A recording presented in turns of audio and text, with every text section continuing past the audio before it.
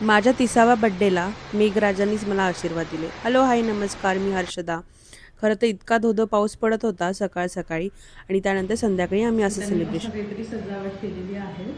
Wow, छान वाटतंय. मला तर फार आवडलंय. बघा अजून आता केक वगैरे सगळं काय बाकी आहे. खरं तर काय होतं ना की जेव्हा असं कोणीतरी छानपैकी सरप्राईज करतं आनंद वाटतो. बाकी काय नाही, मी थोड्याशा गोष्टी मागवल्यात माझ्या नवऱ्याकडनं, कारण ऑफकोर्स आपल्या नवऱ्यावरती नाही हक्क गाजवायचा तर अजून कोणावरती गाजवायचा, हो ना.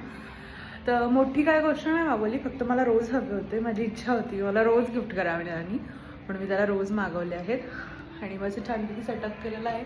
आणि मी अर्धा पाऊण तास घेतला मस्तपैकी रेडी व्हायला आणि असा हा सिम्पलचा ड्रेस घातलेला आहे मी.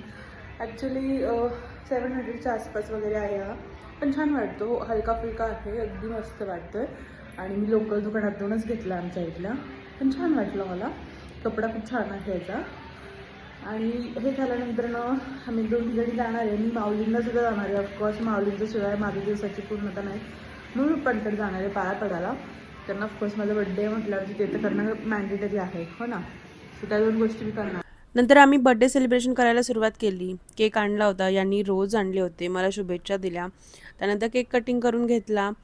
मी कॅन्डल वगैरे काही लावत नाही, मलाही आवडत नाही आणि यांनाही आवडत नाही. आम्ही एकमेकांना केक भरवला, छान छान फोटोज काढले. खरं तर बऱ्यापैकी सगळीकडे व्हायरल आहे आणि माझी ही तब्येत थोडीशी डाऊन होती, म्हणून हा व्लॉग डिले आला आहे. चला तर मग पुन्हा भेटूया अशाच एका व्लॉग.